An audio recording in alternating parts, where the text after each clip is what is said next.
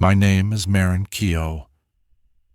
I have been the night gate clerk at Berth 4 South Vanterm Annex in the port of Vancouver for the last 14 months. I am writing this down because I want the sequence to exist somewhere that isn't the port system, and because I am no longer confident that what I remember signing and what the port records I signed are the same set of documents. I want to start with the container that was already in row 9 when I arrived for my shift on the 4th of October, because that was the night the arithmetic stopped working, even though I did not understand it for another 6 weeks. It was a 40-foot refrigerated unit, dark blue. The paint on the container was newer than the paint on its own reefer housing, which told me it had been repainted at least once, probably during a leasing cycle. The prefix was QNLU, followed by 6 digits I did not write down because Rule 1 says not to. The seal was intact, and the seal number matched the bill of lading on the clipboard on the booth desk, which was strange only because I had not put that bill of lading on the clipboard. The outgoing clerk had. His name is Devon. He is 40-something, soft-spoken, wears a reflective vest 2 sizes too big, and he leaves his coffee cup on the booth heater every evening so it will still be warm when I arrive. That cup is part of how I know he is real. I mention this because by the end of what I am going to tell you, I have had reason to itemize the evidence that my coworkers exist. Devon was sitting in the chair with his hand flat on the handover sheet when I came in, and he looked up at me the way a person looks up when they have been practicing a face. He said, "Good shift, quiet one," and he slid the clipboard across the desk, and I saw the EDY count at the bottom. 142 inbound, 142 verified, and I signed the transfer line. Then I looked through the booth window at the yard, and I saw the blue container in row 9 that had not been there at the previous morning's handover. I said, "Devon, when did row 9 take that QNLU?" He did not look where I was pointing. He said, "Row 9 is what it is," and he pulled on his jacket, and he said, "Coffee's still warm." He left the booth. I watched him walk the fence line to the parking lot, and I watched his truck pull onto the service road, and I sat down in the chair, and I put my hand on the seat of the chair, and the seat was already warm from him, which was the first thing I registered that night as normal. The second thing I registered was that the EDY count on the handover sheet read 142, but when I pulled up the EDY terminal and ran the count myself, the system returned 143. I ran it again, 143. I went and stood at the booth window, and I counted the visible containers in the stack I could see from the booth, which is not the whole yard, but is a reliable partial. The count was consistent with 143. I went back to the handover sheet. It read 142. Devon had signed it. I had countersigned it. The pen was still on the desk. Rule 7 says that at the end of shift, the handover sheet must match the EDY count exactly, and if it does not, the EDY count is correct.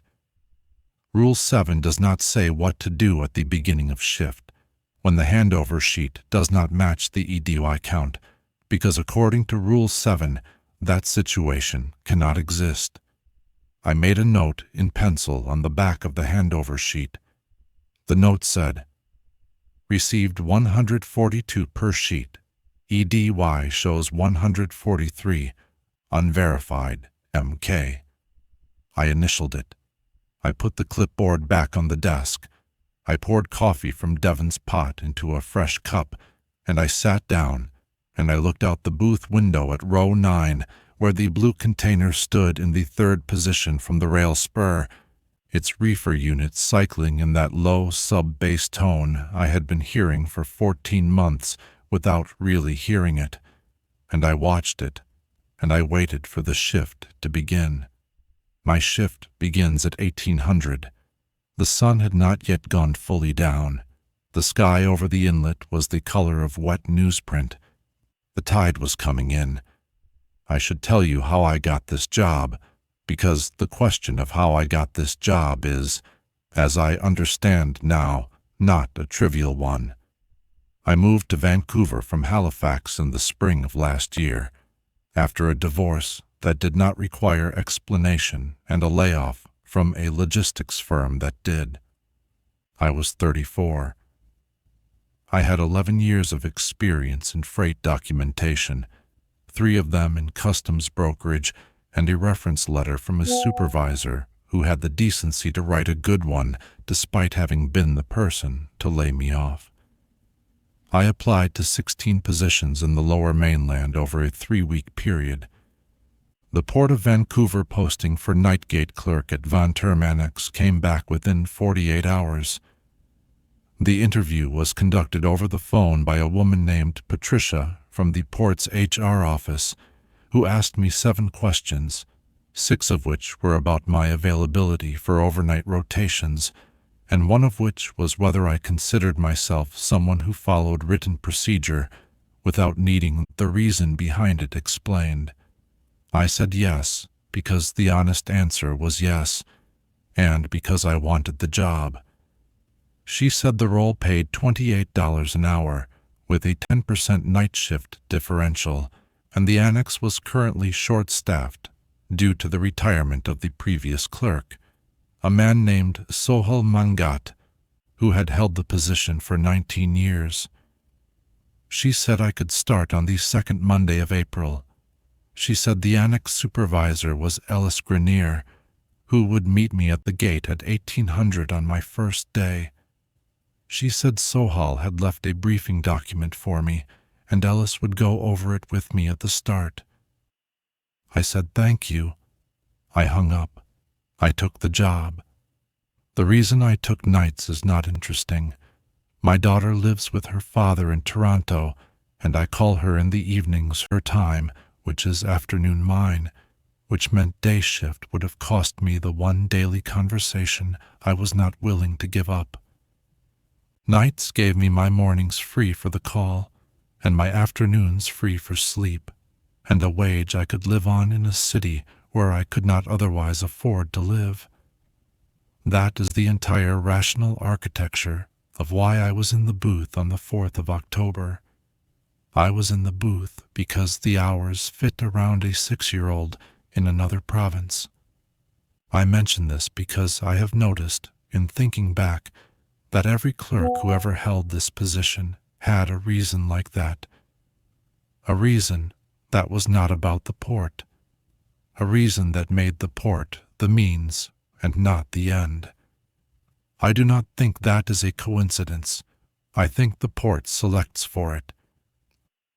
The annex itself is a small satellite yard on the eastern edge of the main Vancouver terminal, separated from the primary container stacks by a service road, a rail spur, and a chain-link fence that vibrates in any wind over 15 knots.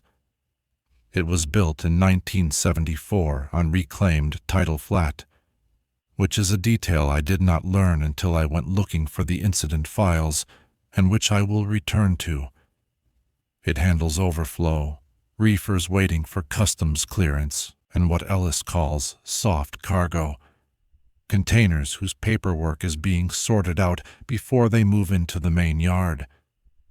There are 12 rows of container stacks, labeled 1 through 12, and a gate booth at the southwest corner, and a small maintenance shed at the far east end by the water, and a reefer plug array in row 9 that provides power to refrigerated units.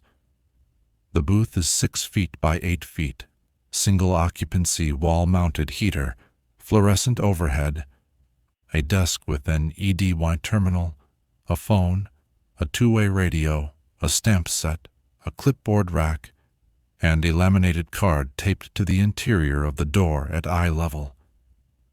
The laminated card is what I want to tell you about next, because the laminated card is where the rules live, and the rules are the part of this story most people are going to want to skip to. And I am asking you not to skip, because the rules only make sense once you know they are not actually rules. They are incident reports with the descriptions removed. On my first day, Ellis met me at the gate at 1800, as Patricia said he would. He was a thin man in his late 50s with hands that looked arthritic and a way of speaking that suggested he had been explaining the same things to new hires for decades. He walked me through the yard. He showed me the rows, the reefer plugs, the maintenance shed, the emergency shutoff for the reefer array, the location of the fire extinguisher, the location of the first aid kit, the location of the spare stamp ink, and the location of the supply drawer under the desk where Sohal had left a cardboard box of what Ellis described as personal items that the port had not yet gotten around to forwarding. He said I could toss the box if I wanted. He said Sohal had been a quiet man, and if I had any questions about the routine, I should probably ask the box rather than him, because Sohal had done the job his own way. That was the closest thing to a warning Ellis gave me on my first day. Then he unlocked the booth, and he pointed at the laminated card on the inside of the door, and he said, "Read these, follow these, and if a situation arises that isn't covered by these, call me." He said the card had been written by the port's operational safety office in consultation with the previous clerks, and had been revised 5 or 6 times over the years as procedures evolved. He said I should not be alarmed by the tone of the rules. He said the tone reflected the fact that the annex handles sensitive cargo from time to time, and the port's policy was to keep the written guidance broad enough to cover anything that might come up. He said, "If you follow the card, you will have a quiet 14-month tenure." He said 14 months. I noticed that number only in retrospect, because at the time I assumed he was estimating. Then he left, and I read the card. The card is laminated in heavy plastic. The text is printed in a monospaced font, slightly smeared at the edges from age. There is a Port Authority logo in the upper left corner, and a revision number in the lower right that reads R-17, and a date that reads 1994, which is the last time the card was officially updated, although I have reason now to think parts of it are older. It reads, in full, as follows: Vancouver Annex, Berth 4-South, Gate Booth, Standing Instructions. All personnel assigned to overnight rotations shall adhere to the following procedural guidance without deviation. 1. Between 200 and 400, do not visually inspect any container bearing a 6-digit prefix beginning with the letter Q. Record the seal number from the bill of lading only. Do not walk the long side. 2. If a container arrives without a corresponding EDY pre-notice, it is not an error. Stamp it, pre-cleared. Annex and route it to row 9. Do not contact the vessel planner. 3. The reefer compressors in row 9 will cycle audibly. If a compressor in row 9 becomes silent for longer than 90 seconds, do not investigate. Log the silence duration only. It will resume. 4. You may hear knocking from inside containers during the shift. This is thermal contraction of the steel. Knocking that follows a 3-count pattern is still thermal contraction. Do not answer it and do not log it. 5. The west-facing CCTV monitor, camera 14, occasionally displays footage from a berth that is not currently in use. Do not report this to the day shift supervisor. Confirm only that the camera is operational on the handover sheet. 6. Under no circumstance, sign a gate receipt for a container you did not physically verify. If your signature appears on a receipt you do not remember signing, leave it. Do not cross it out. Do not initial a correction. 7. At the end of shift, the handover sheet must match the EDY count exactly. If it does not, the EDI count is correct. That is the card. That is everything it says. I read it 3 times on my first night. I laughed at Rule 4. I was not afraid. I was a new hire reading a piece of workplace documentation written decades ago by some middle manager with a poetic streak, and I was amused by it, the way you are amused by the faded hand-lettered signs in old break rooms that tell you not to microwave fish. The word that came to mind on my first night when I read the card was quaint. I remember thinking that the language of Rule 4, thermal contraction of the steel, was a strange bit of engineering vocabulary to include in a standing instruction. I remember thinking that Rule 7 was a tautology. I remember thinking that Rule 6 in particular was oddly specific, and I remember flagging in my own mind that Rule 6 was the only rule on the card that referenced the clerk's signature rather than a procedural behavior, which made it structurally different from the others. Sohal's briefing document was in the cardboard box under the desk. It was a single sheet, typed on an actual typewriter, folded into thirds. It read, Marin, the rules mean what they say. Do not improve them. Do not ask Ellis to explain them. When a cue comes in, you will know. Keep your pencils sharp. S. That was all. I kept it in the supply drawer for the first week, then filed it in the back of the clipboard rack, then lost track of it, and then, in late August, found it again in the supply drawer, which was not where I had left it, and which was the first of these small, unexplainable physical events that, in isolation, I was able to dismiss. The first 13 months were uneventful in the sense that nothing happened which could not be rationalized at the time. That is the important phrase. Rationalized at the time. I am not retroactively converting a peaceful year into a haunted one. I am saying that everything I am about to describe, I did in fact notice, and I did in fact dismiss, and I do in fact have the notes I made about each of them, because I am the kind of person who keeps notes. I kept a pocket notebook. I still have it. The notes are dated. Q prefix containers came into the annex at a rate of roughly 1 every 9 to 12 days. They always arrived without EDY pre-notice.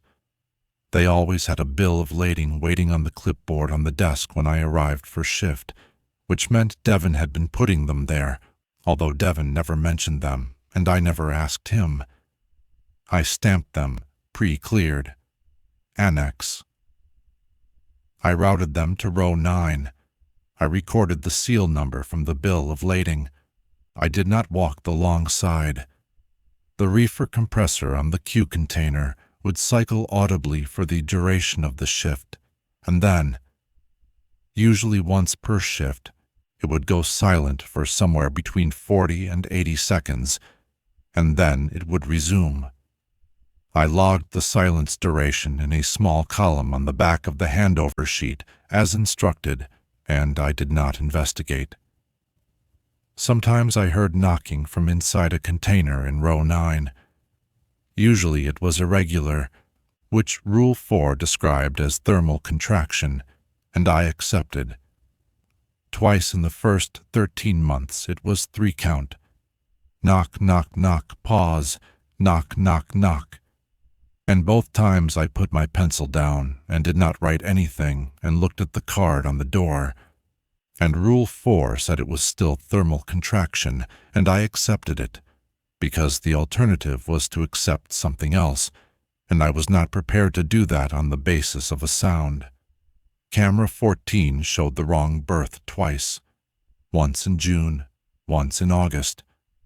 Both times the footage was of an empty wooden pier with dark water lapping against piles, which did not match any berth I had ever seen at Vancouver. I noted it on the handover sheet as Camera 14, operational, per Rule 5, and I did not report it, and by the next shift the camera was showing row 9 again, which is what it is supposed to show. The count, every shift reconciled. 142 out, 142 in, 168 out, 168 in. Once in July, the handover sheet read 203, and the EDI read 204, and per Rule 7, I trusted the EDY. And by the time I had finished copying the correction, the handover sheet also read 204, which is the kind of thing I told myself I must have misread the first time. That is 13 months, compressed.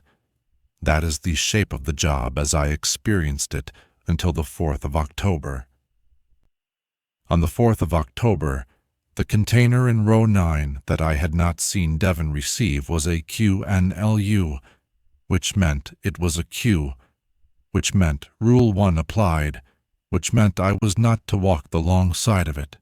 I did not walk the long side of it. I sat in the booth, and I ran the EDI count again at 1900, and it returned 143, not 142, and I wrote that down. At 21:45, a truck arrived at the gate with a 3-container load from a Hanjin vessel, and I processed them, and the EDY count after their arrival read 146, which was consistent. At 23:30, a single container arrived on a yard tractor, moved from the main terminal, with the bill of lading already on the clipboard, which meant Devon had received it before his shift ended, and it had been waiting in queue. Prefix Q. Rule 2 applied. Rule 1 also applied, because it was after 200. Here is where I want to be careful. The container arrived at 23:30. Rule 1 begins at 2 o'clock. Between 23:30 and 2 o'clock, there was a 2.5-hour window in which I was permitted to visually inspect the container, and in which I routinely would have, because seal verification is part of gate procedure. I went out with a flashlight and confirmed the seal. The seal number matched. I walked the long side because it was 23:47, and Rule 1 did not yet apply, and I observed nothing unusual about the container except for a slight dampness on the lower portion of the near side wall, which I attributed to condensation from the reefer unit. I went back to the booth. I stamped the bill of lading, pre-cleared. Annex. I slotted it in the completed pile. At 2 o'clock exactly, I heard the first knock. It was a single knock, irregular, the kind Rule 4 describes. I did not note it. At 2:06 I heard another, also irregular. At 2:19 I heard 3 knocks, evenly spaced, a 3-count, from the direction of row 9. I put my pencil down. I looked at the card. I did not log the sound. I did not answer it. At 2:20, the reefer compressor on the Q container went silent. I started the stopwatch on my phone because that is how I timed the silence per Rule 3. The silence lasted 71 seconds. Then the compressor resumed. I logged the duration in the column. 71.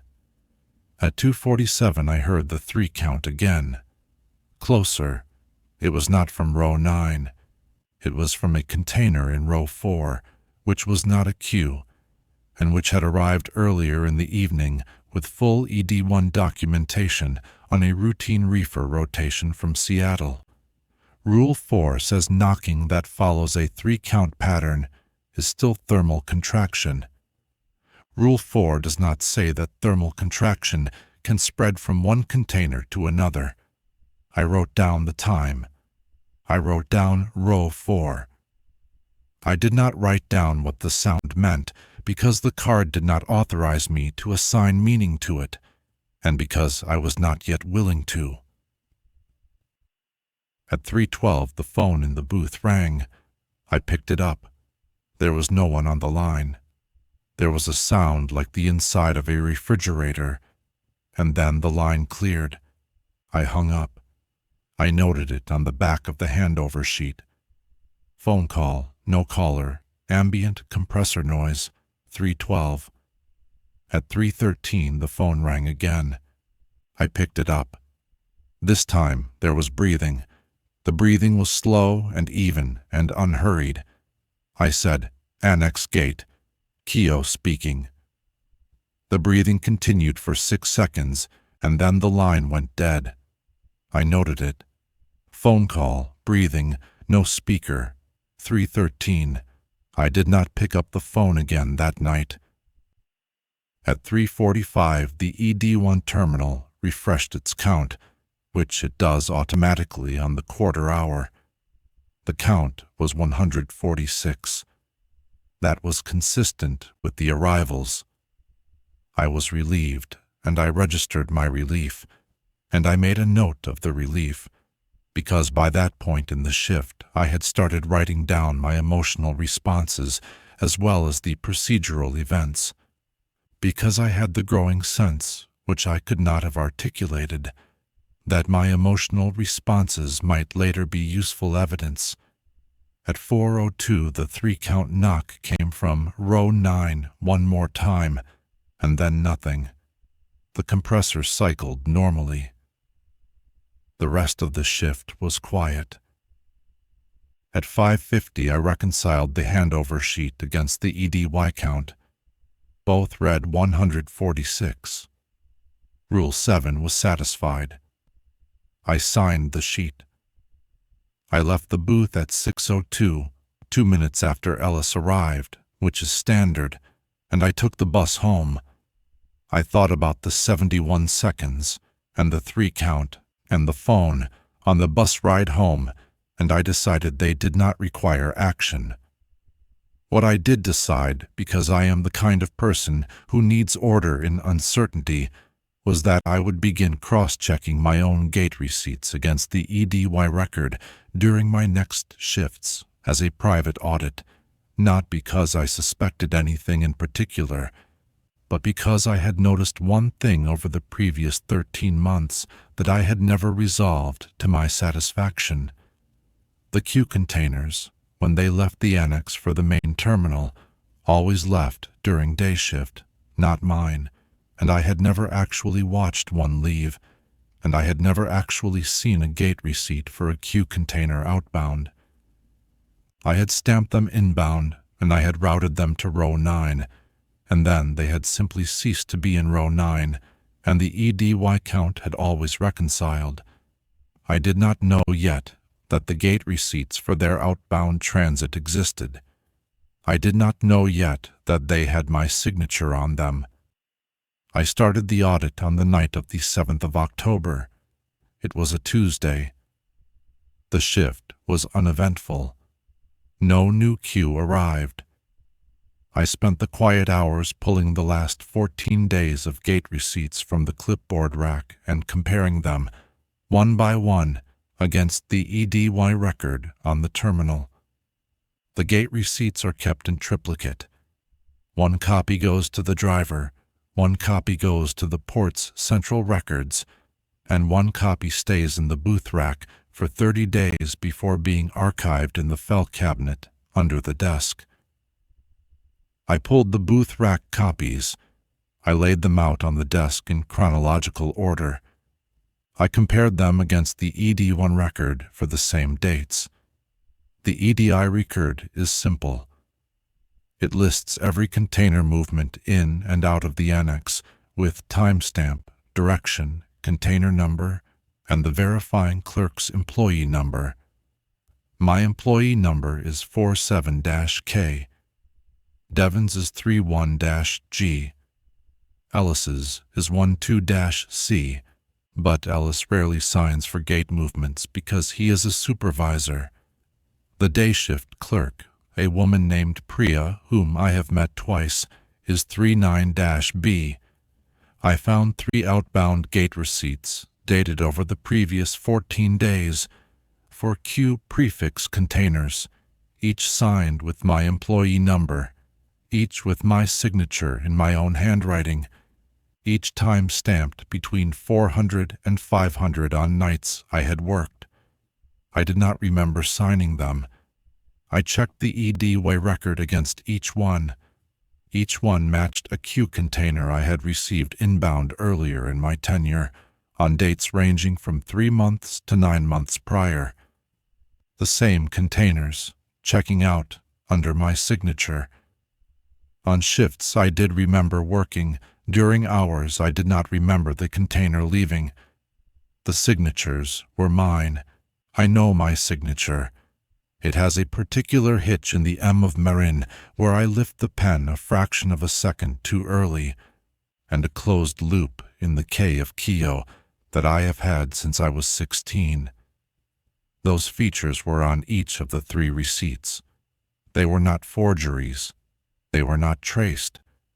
They were signatures I had made with my own hand without remembering making them. I sat in the booth with the 3 receipts on the desk in front of me, and I tried to account for them, and I could not. Rule 6 says, under no circumstance sign a gate receipt for a container you did not physically verify. If your signature appears on a receipt you do not remember signing, leave it. Do not cross it out. Do not initial a correction. The rule, read literally, assumes that this situation will occur. The rule is not a warning against forgery. The rule is a protocol for what to do when a clerk finds their own signature on a document they do not remember producing. The rule anticipates the phenomenon I had just discovered, which meant the phenomenon was not new. I left the receipts where they were. I did not cross them out. I did not initial a correction. I made a note in pencil on a separate sheet of paper that I had found 3 gate receipts with my signature on them for containers I did not remember releasing. I dated the note. I initialed the note. I folded the note and put it in the inside pocket of my jacket. I put the receipts back in the booth rack in their original positions, in the correct chronological order. I finished the shift. The count reconciled. I signed the handover sheet. I left. I did not sleep that day. I called my daughter, and then I went to my apartment, and I lay on the couch with my jacket still on, and I thought about the note in my pocket. The note was the only record I had outside the port system of the discrepancy. And the discrepancy was not that the port's records were wrong. The discrepancy was that they were internally consistent.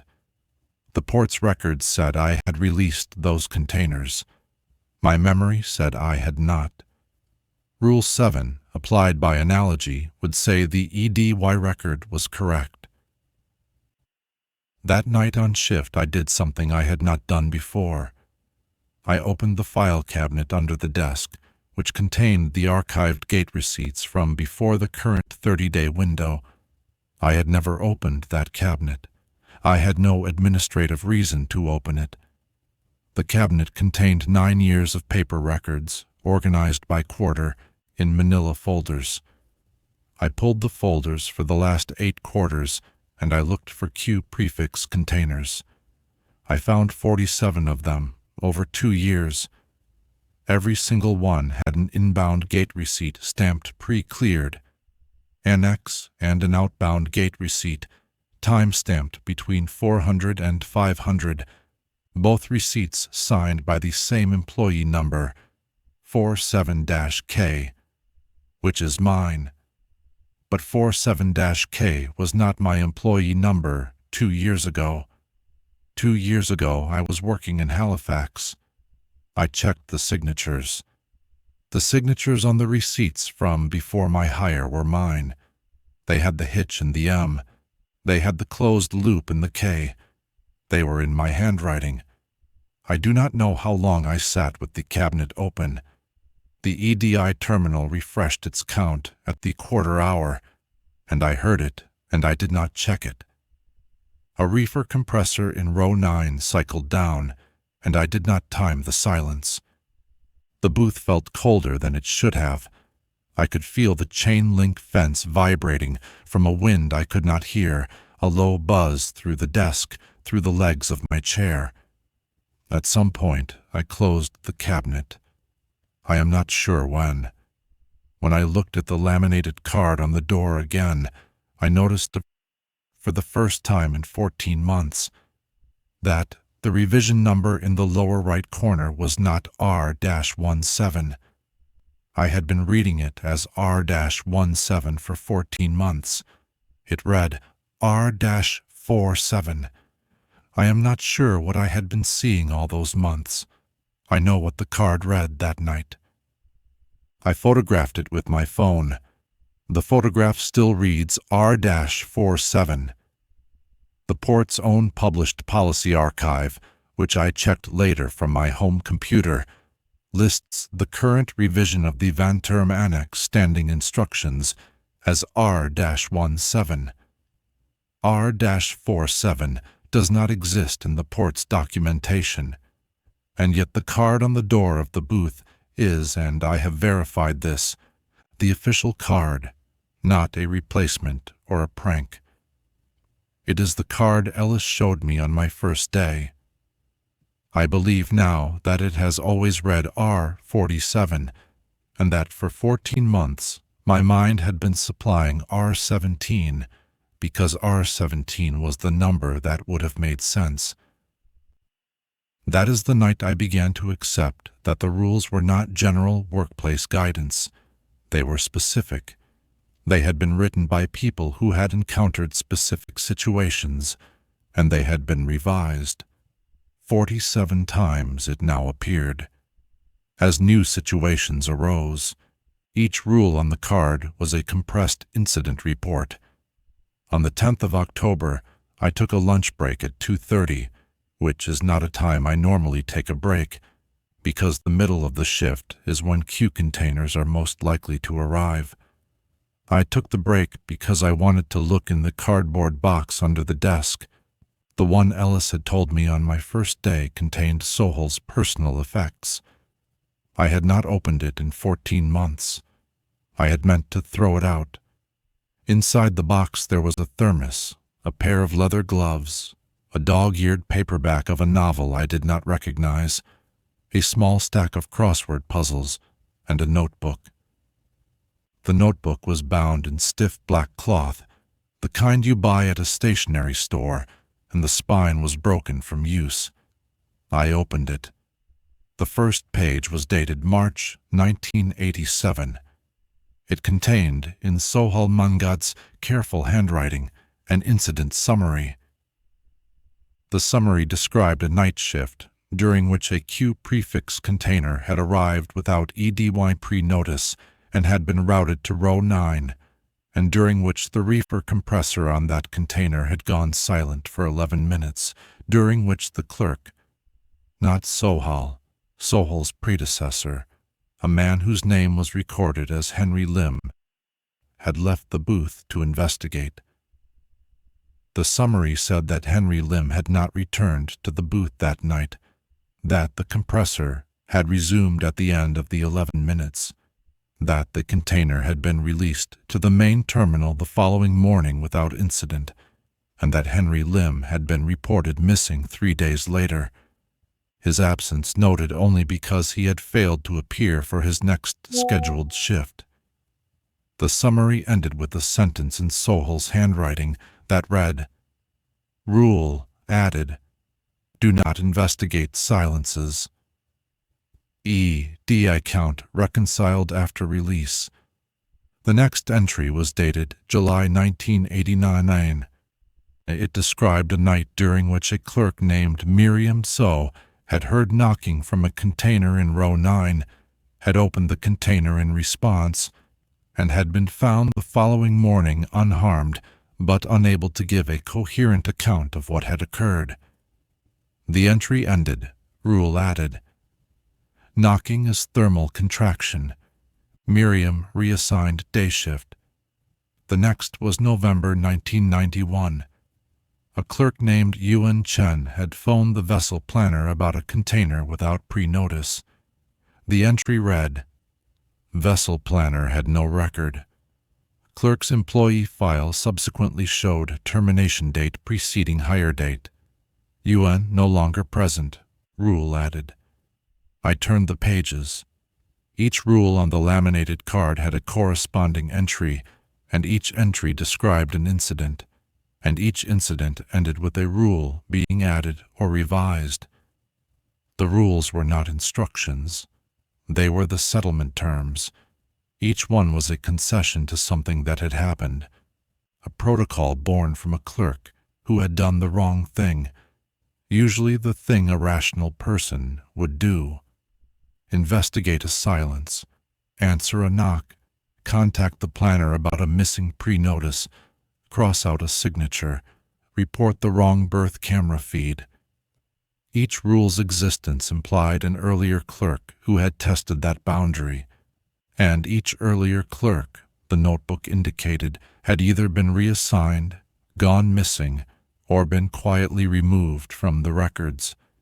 I kept reading. The entries went forward through the 90s and 2000s. Sohal had been meticulous. He had recorded not only incidents, but patterns. One pattern I noted, which the notebook called out in a summary page at the front of the 2001 quarter, was that Q prefix containers appeared at the annex on a cycle of roughly every 9 to 12 days, and had done so since the annex had opened in 1974. No shipping line owned the QNLU prefix. No intermodal registry had a record of it.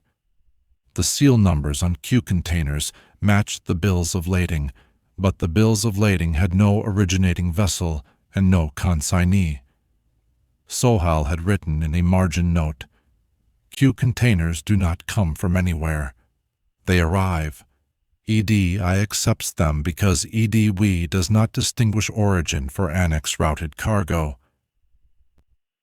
The last entry in the notebook was dated 18 days before I started. It read, Final shift. 47 rule revisions over 19 years. Successor, Kyo, M. 47-K. The employee number is coincidence. I checked. SM. I want to explain what that line meant. The port's employee number system assigns numbers sequentially. The fact that my employee number, 47-K, happened to share its digits with the revision number of the card, R-47, was, Sohal was insisting, a coincidence. He had checked. He had wanted me to know that he had checked, which meant he had also wondered, which meant the coincidence had been visible to him, enough that he had taken the trouble to record that he had ruled it out. I do not believe he had ruled it out. I believe he had simply not been able to prove it. I believe he had left me the notebook so that I would be able to continue his investigation without leaving me instructions that could be held against him or against me by whatever institutional structure was responsible for the card being at R47 and the port's published policy being at R17. On the 11th of October, I carried the notebook home with me. It now sits on my kitchen table. I have read it through twice. I want to describe the night of the 14th of October because it is the night I broke Rule 1, although I did not intend to.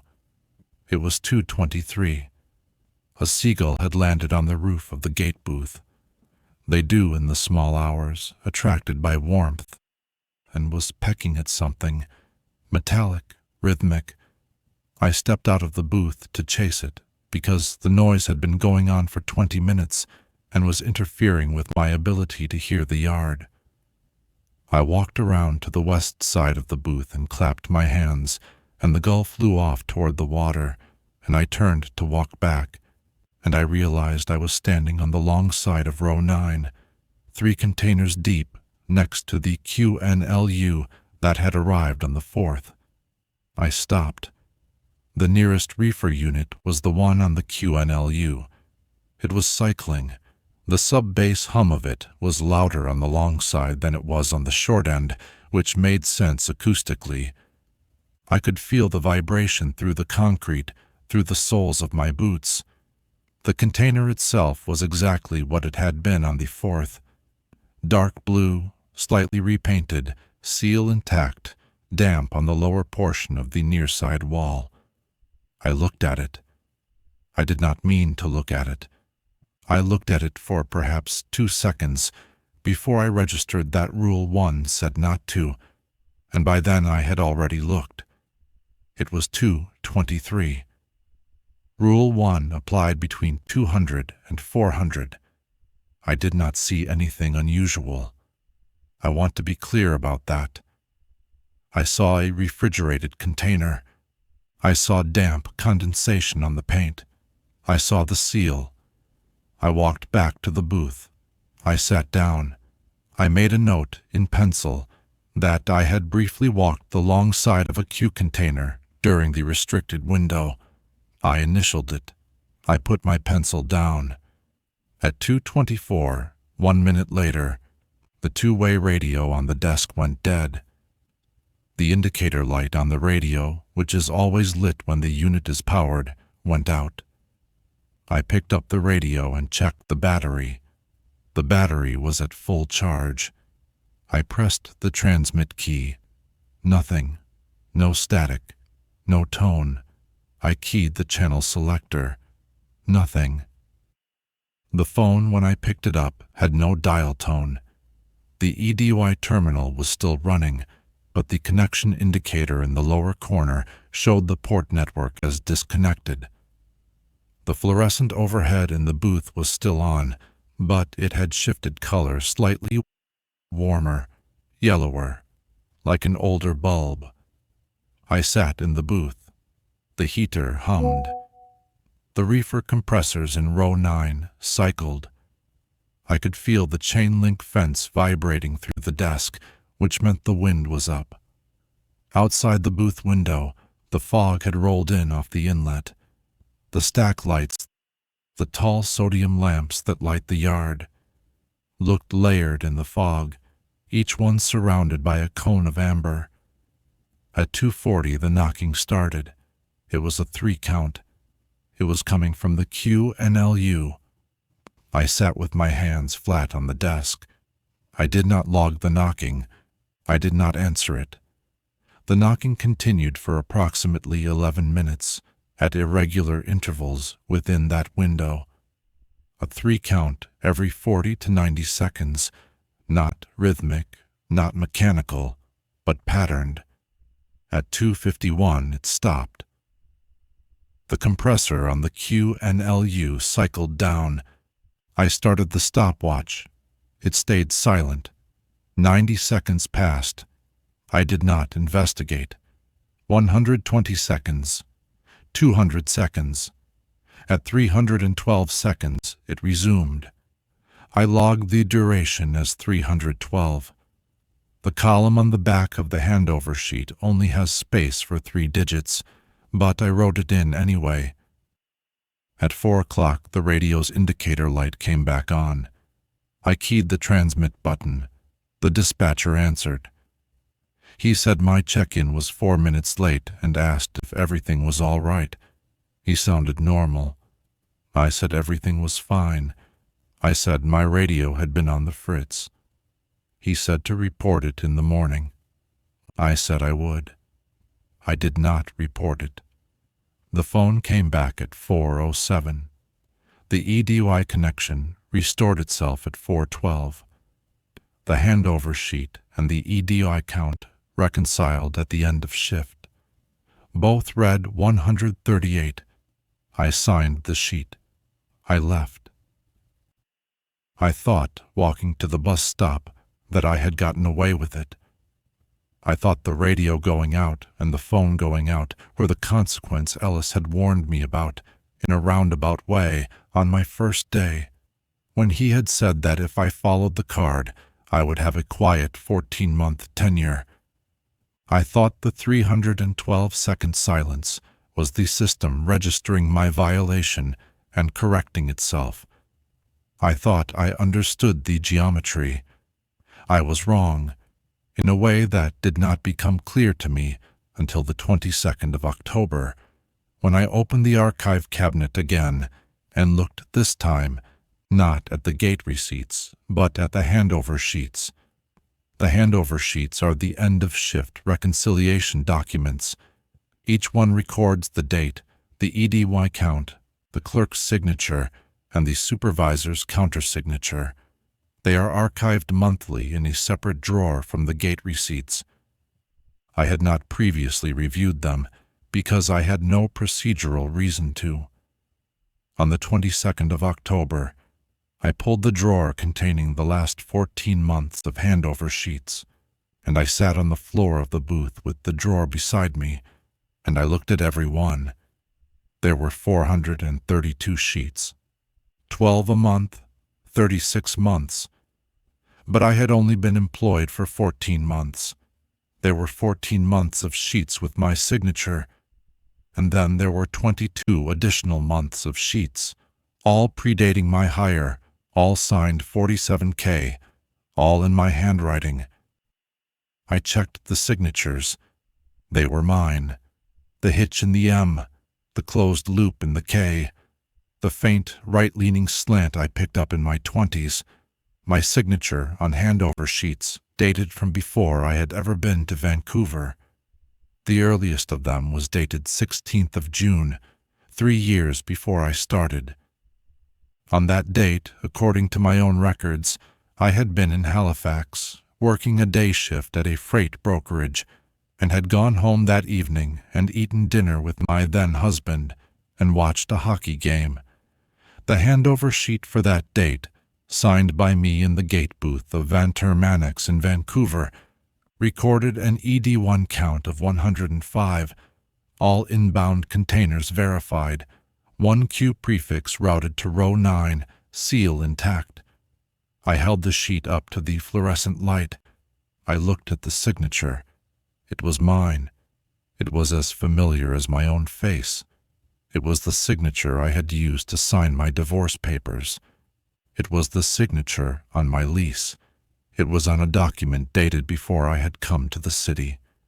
I sat on the floor of the booth for a long time. I do not know how long. The reefer compressors cycled. The chain-link fence vibrated. Somewhere in row 9 there was a 3-count knock, and I did not log it. I want to tell you what I understood then, although I did not understand it all at once, and although I am still not certain I understand it now. The job I had been hired to do was not gate clerk. The job I had been hired to do was to provide a verifying signature, 47K, in the handwriting of Marin Keogh, on a stream of handover sheets and gate receipts associated with a stream of Q prefix containers that did not come from anywhere, that arrived at the annex on a 9 to 12-day cycle, that had been arriving since 1974, when the annex was built on reclaimed tidal flat, and that required a human signature from a specific body and a specific hand to be released from row 9 back into wherever it was they went. The employee number 47-K had existed before I did. The signature in my handwriting had existed before I did. The job had not been to clerk the gate. The job had been to become the person whose signature the records already contained. Sohal had been 46-S. The notebook told me that much. Henry Lim had been 45-L. Miriam So had been 44-T. Each of them had been, in their time, the hand that signed. The rules on the card were not workplace policy. They were the behavioral terms of an arrangement between the Port of Vancouver and something that had been there before the annex was built. The annex had been built on tidal flat that was never, in the geological sense, empty. The reclamation had not displaced what was there. It had enclosed it. The Q containers were not cargo. They were the arrangement's method of cycling. Each one contained nothing or everything, or a part of the original thing that the tidal flat had held, and the clerk's signature on the gate receipt was the formal acknowledgement from the port side that the cycle had been completed for that round. Rule 1 prevented the clerk from looking during the completion. Rule 3 prevented the clerk from interrupting during the silence. Rule 4 prevented the clerk from answering during the request. Rule 6 prevented the clerk from repudiating the signature once it had been provided. Rule 7 ensured that, in any discrepancy, the record, not the clerk's memory, would be authoritative. The card was not for me.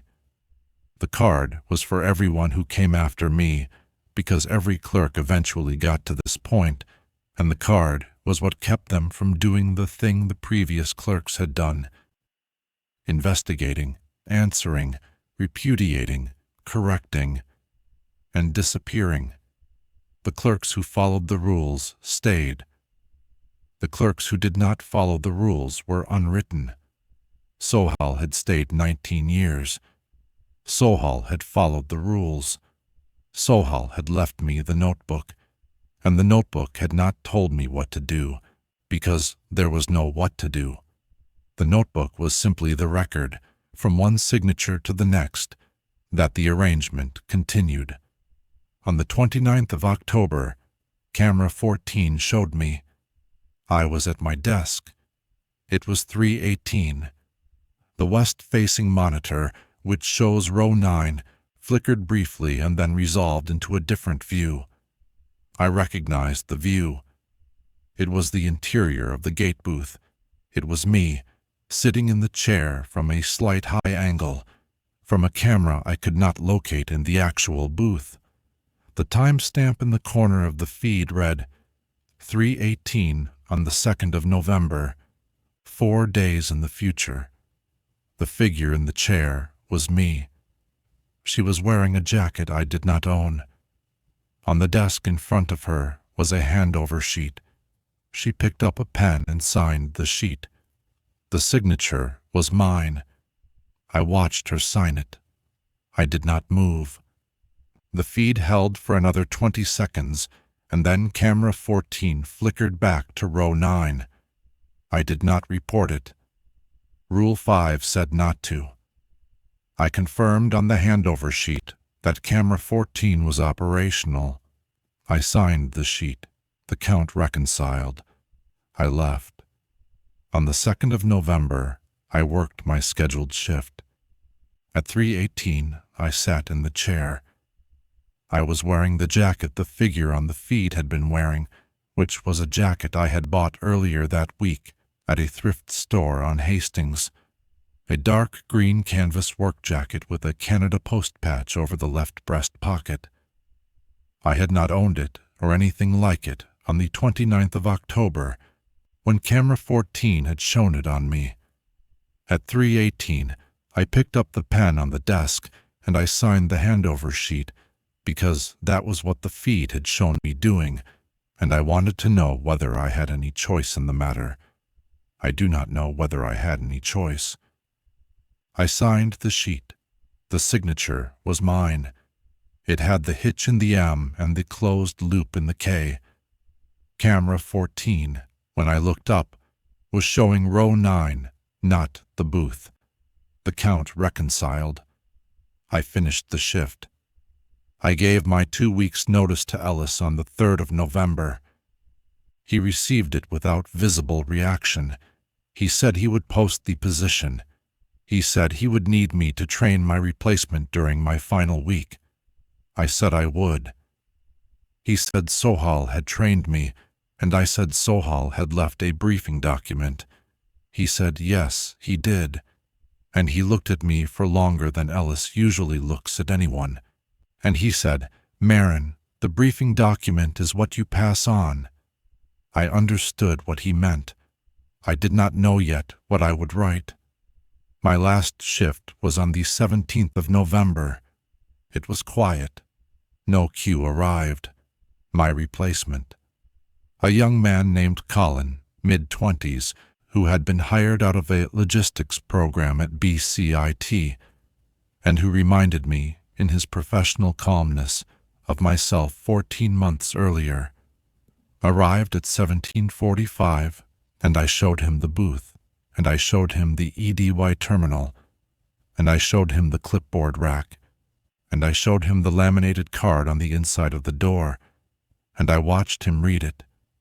He laughed at Rule 4. I remember laughing at Rule 4. I told him what Ellis had told me. Follow the card, call Ellis if something comes up that the card does not cover. Do not worry about the tone. I told him the same thing Ellis had told me on my first day. I told him that if he followed the card, he would have a quiet 14-month tenure. I used the same phrase. I heard myself use it. I did not know I was going to use it until I did. I left him a briefing document in the cardboard box under the desk. It was a single sheet, typed on a word processor, folded into thirds. It read, "Colin, the rules mean what they say. Do not improve them. Do not ask Ellis to explain them. When a cue comes in, you will know. Keep your pencils sharp. M." I handed over the keys. I signed the transfer line. The handover sheet read 131. The EDY count read 131. Rule 7 was satisfied. I signed the sheet. Colin countersigned it. I walked out of the booth at 06:04. I turned at the gate and looked back. The fog was coming in off the inlet. The stack lights looked layered in the fog, each one surrounded by a cone of amber. The chain-link fence was vibrating from a wind I could not feel. Colin was in the booth, reading the laminated card, and from where I stood I could not tell whether the revision number in the corner was R-17 or R-47. I took the bus home. I called my daughter. I slept.